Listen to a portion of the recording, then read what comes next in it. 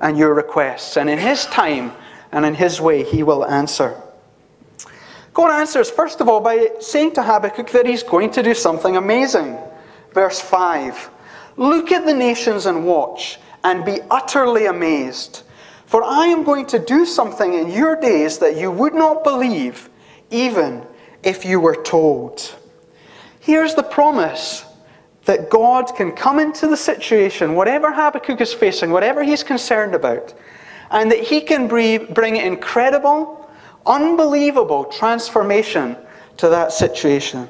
Not only can he do it, but he is going to do it. He's not a God who's concerned with just leaving us where we are, but he wants to bring change. He wants to bring transformation.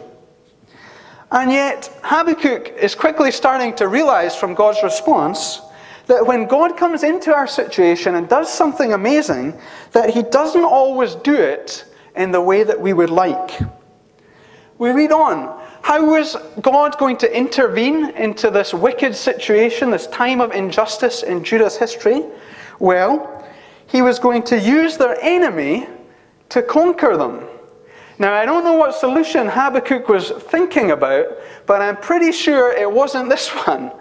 We read in verse 6, "See, I am raising up the Babylonians," that nation that you're so afraid of, your enemies, that world power, that ruthless and impetuous people who sweep across the whole earth to seize dwelling places not their own. They are a feared and dreaded people. They are a law to themselves and promote their own honor. What God is saying is, you're complaining about all this injustice and wickedness happening in the kingdom of Judah, so I'm going to bring in these Babylonians to punish all that wickedness and to do away with all these evil kings and evil people that you've got in your society at the moment. Talk about a case of out of the frying pan into the fire. You can just imagine Habakkuk's response to this. And this is not just empty words from God. This is something that God actually did go on to do. Just a few years after Habakkuk had delivered this message, in 586 BC, that's exactly what happened. The Babylonians came in, destroyed Jerusalem, knocked the temple down to the ground, took all of the people from there and carried them off into exile in Babylon.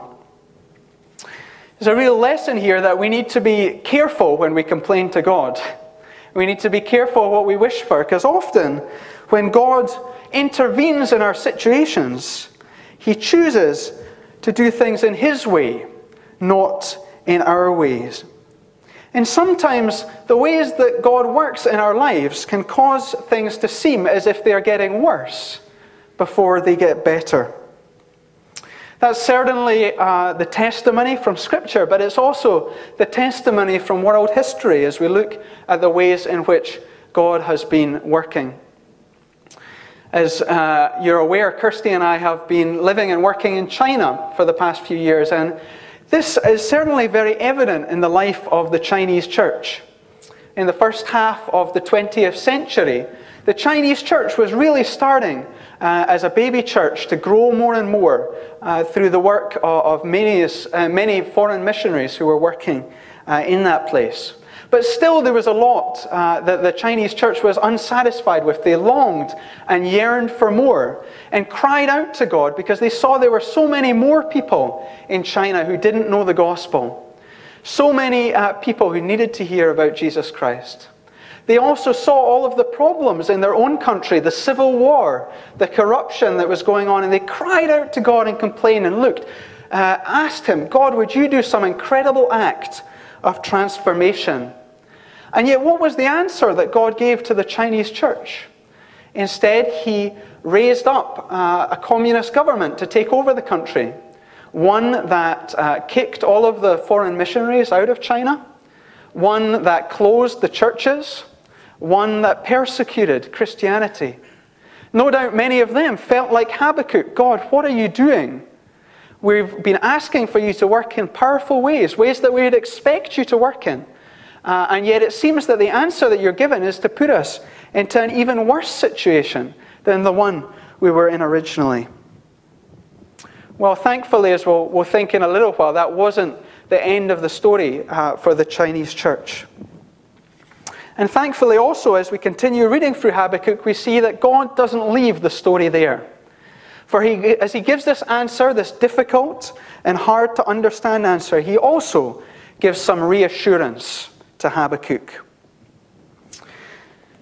The book goes on with Habakkuk's next complaint in chapter 1, verse 12, through to the beginning of chapter 2. Understandably, Habakkuk doesn't get it. He doesn't understand. God, what are you doing? I've been complaining about this problem that I'm in, and it seems like you're just going to make things worse. We read in verse 13 of chapter 1, your eyes are too pure to look on evil. You cannot tolerate wrong. Why then do you tolerate the treacherous? Why are you silent while the wicked swallow up those more righteous than themselves?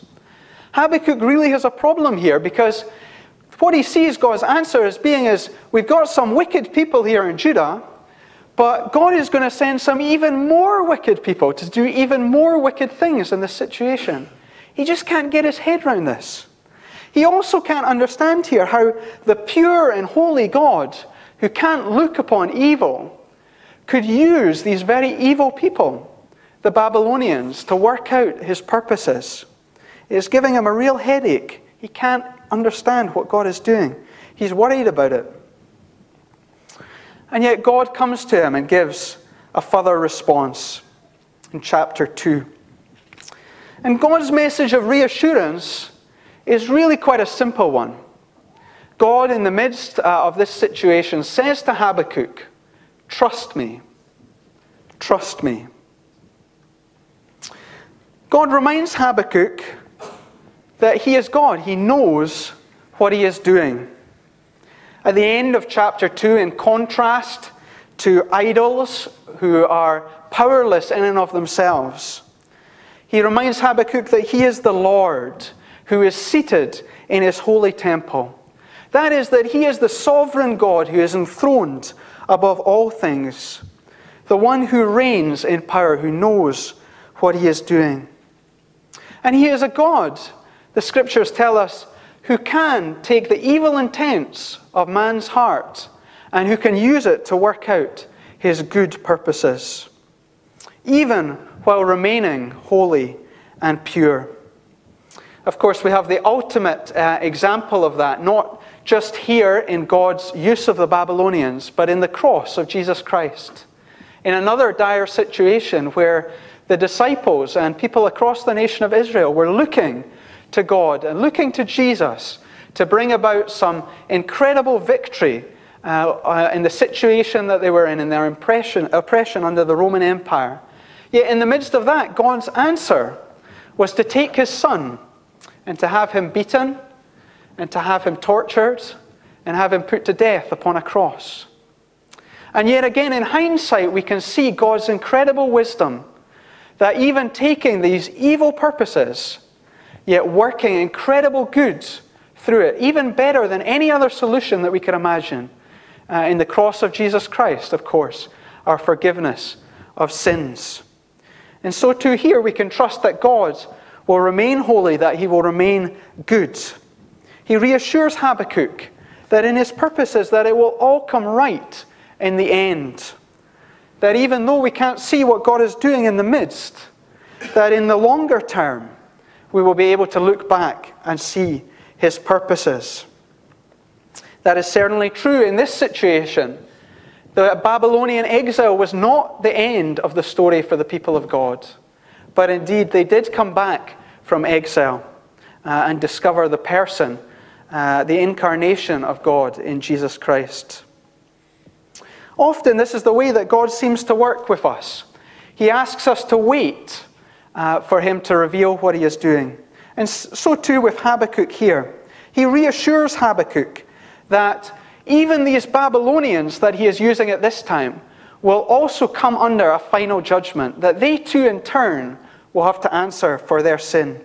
Verse 16, speaking to the Babylonians, God says, "You will be filled with shame instead of glory. Now it is your turn. Drink and be exposed. The cup of wrath from the Lord's right hand is coming round to you, and disgrace will cover your glory." Again, God has not lost track of his senses, that even if he uses evil in some way or allows it to fulfill his purposes, that there is coming a day, there is coming a time when he will right every wrong, that every evil shall be brought to account and judgment. A day when all suffering shall end, and when, in verse 14, the earth will be filled with the knowledge of the glory of the Lord as the waters cover the sea. A day when God shall be fully revealed. That, of course, is the day when Jesus will come again to this world and will put everything right, every situation. And yet, thankfully, as God works in this world, we don't just have to wait until Christ returns to see him finally bring about some sort of more satisfying resolution to the struggles that we go through. He does it in the medium term, in individual situations as well. We spoke earlier of the Chinese church and of the way when they were in difficulty, God gave a very strange answer to put them into a time of intense persecution and suffering. When that suffering began in 1949, there were maybe only about 1 million Chinese Christians. And yet, as a result of this process that God took the Chinese church through, as a result of the suffering and the refinement that he allowed them to go through today, there are probably nearer to 100 million Chinese Christians. So again, God using very unusual methods to bring about truly incredible transformation and to answer those prayers that were originally prayed way back at the start. We've seen it in personal circumstances as well. I think of one of our Chinese friends, probably the first friend that we had in China, a girl called Vicky, who some of you will have read about in our newsletters. Vicky was someone who had heard about Jesus an awful lot. We had shared with her, other foreign Christians had shared with her, Chinese Christians had shared with her. And yet, to our great discouragement, and despite our praying fervently for Vicky to come to know Jesus Christ, she seemed to almost be going backwards. She seemed to be losing her spiritual interest. She seemed to want less to do with church and the scriptures. And she started to really believe in a lot of superstitious things and Taoist beliefs. And yet again, as we patiently waited in the midst, not knowing what God was doing or understanding it, yet he was faithful. And after 3 years, Vicky did finally come to faith and is a thriving Christian believer today. It will all come right in the end if we trust God.